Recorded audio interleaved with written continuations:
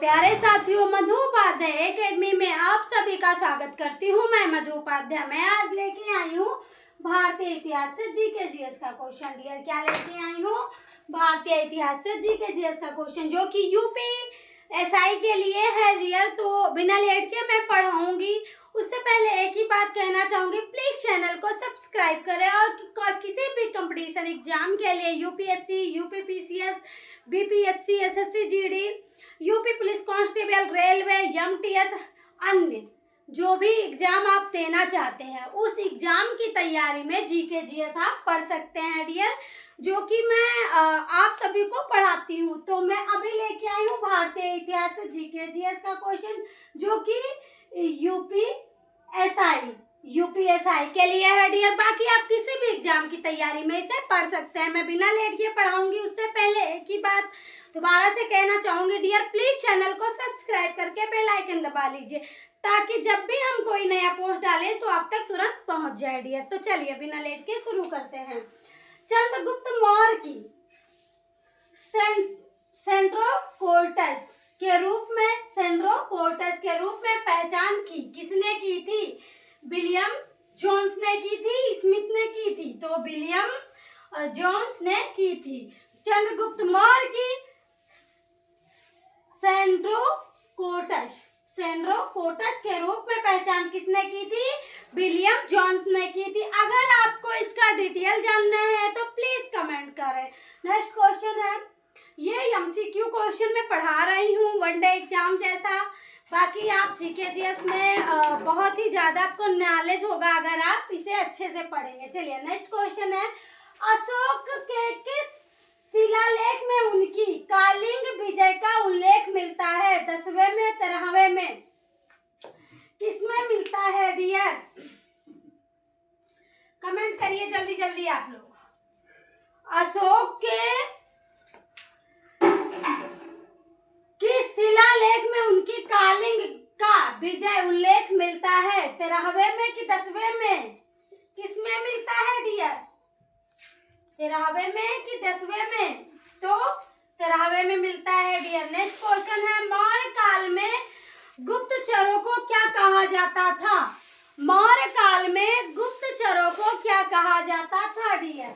संस्था, गूढ़, पुरुष, संचार। तो ये तीनों कहा जाता था। मौर्य काल में संचारों को क्या कहा जाता था? संस्था भी कहा जाता था, गूढ़ पुरुष भी कहा जाता था और संचार भी कहा जाता था डियर। चलिए नेक्स्ट क्वेश्चन है, मैगस्थनीज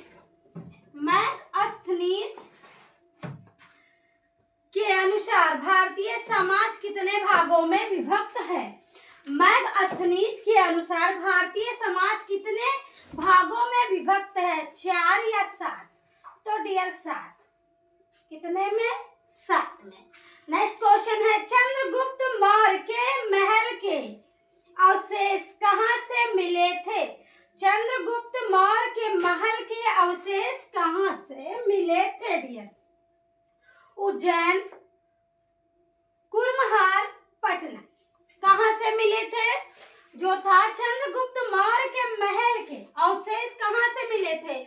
उज्जैन से भी मिला था, कुम्हार से भी मिला था और पटना से भी मिला था। तो तीनों सही है डियर। इसमें अगर आपके एग्जाम में 3 क्वेश्चन या आंसर आने के बाद ये सभी लिखा है तो ये सभी ही सही रहेगा, ठीक है? या ए बी सी तीनों सही है या तीनों गलत है, ऐसे आएगा अगर, तो भी ये तीनों सही है। उज्जैन, कुम्हार, पटना डियर। नेक्स्ट क्वेश्चन है आपका, अशोक के धम्म की परिभाषा कहाँ से ली गई है?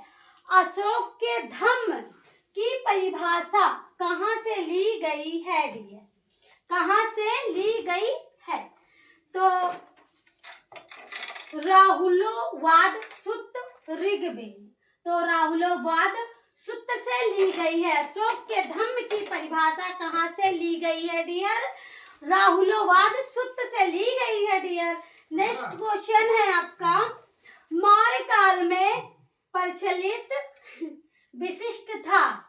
मौर्य काल में प्रचलित विशिष्ट कौन सा था? बाबू आ रहे हो? रुक जाओ, अभी हम खुद आ रहे हैं आपके पास।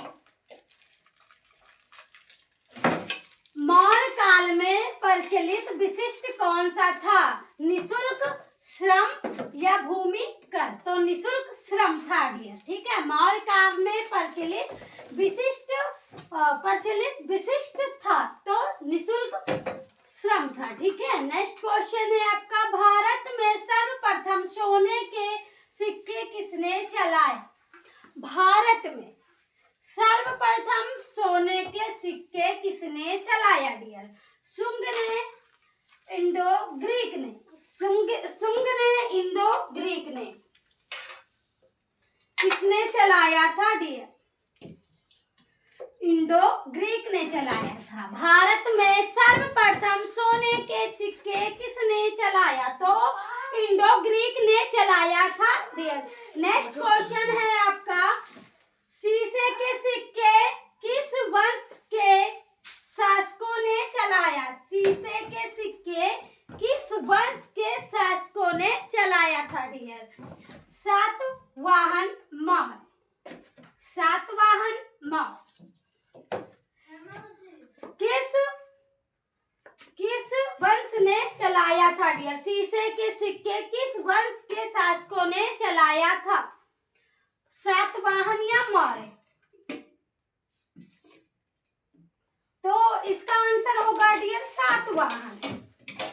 क्या होगा? सातवाहन डियर। नेक्स्ट क्वेश्चन है, ब्राह्मणों को सर्वप्रथम भूमि अनुदान देने की प्रथा किसके समय से प्रारंभ हुई? ब्राह्मणों को सर्वप्रथम भूमि अनुदान देने की प्रथा किसके समय से प्रारंभ हुई डियर? तो ये होगा आपका इसका आंसर प्रतिहार या सातवाहन। तो सातवाहन के द्वारा ही चलाई गई थी भूमि कर का जो है भूमि अनुदान देने की प्रथा। ब्राह्मणों को सर्वप्रथम भूमि अनुदान देने की प्रथा जो है किसने के समय में प्रारंभ हुई थी? तो सातवाहन की। ये डियर क्वेश्चन अच्छे से आप लोग पढ़िएगा। इतना क्वेश्चन पढ़ने के बाद अगर आपको कोई दिक्कत परेशानी है तो प्लीज कमेंट करिएगा। चलिए मिलता है नेक्स्ट पार्ट नेक्स्ट वीडियो में। अच्छे से आप इसे पढ़िए और जो भी गलती हुआ होगा उसे कमेंट में जरूर बताइएगा, क्योंकि शायद आज शोरगुल ज़्यादा हो रहा है क्लास लेने में, क्योंकि बहुत सारा काम था घर पे, तो इसलिए शायद आवाज़ ज़्यादा हो रही है। तो मैं भी डिस्टर्ब हो रही हूँ पढ़ाने में, इसीलिए मैं क्लास जल्दी ख़त्म कर रही हूँ। बाकी ये क्वेश्चन आप पढ़ लीजिए। अगर आपको कोई दिक्कत परेशानी होती है तो कमेंट करिए। मिलते हैं नेक्स्ट पार्ट नेक्स्ट वीडियो में। जय हिंद मेरे प्यारे साथियों।